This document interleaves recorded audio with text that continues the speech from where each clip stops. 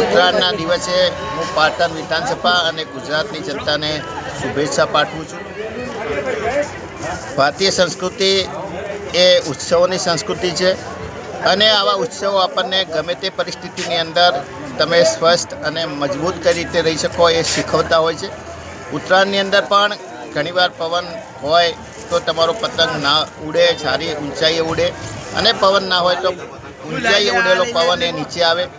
તમારો પતંગ કપાઈ જાય તો પણ તમે ઉત્સાહથી બૂમો પાડો, અને તમે કોઈનો પતંગ કાપી નાખો તો પણ તમે ચિચિયારીઓ અને ઉત્સાહથી બૂમો પાડતા હોય છે અને ઉત્સાહની ઉજવણી કરતા હોય છો। એ રીતે ગમે તેવી પરિસ્થિતિની અંદર પણ રંગબેરંગી પતંગોની જેમ ગુજરાતની જનતાનું અને મારા પાટણ વિધાનસભાના મતદારોનું જીવન એ હંમેશા સુખ, શાંતિ, સમૃદ્ધિ અને સલામતીના રંગોથી રંગાયેલું રહે અને કાયમ માટે ઉત્સાહથી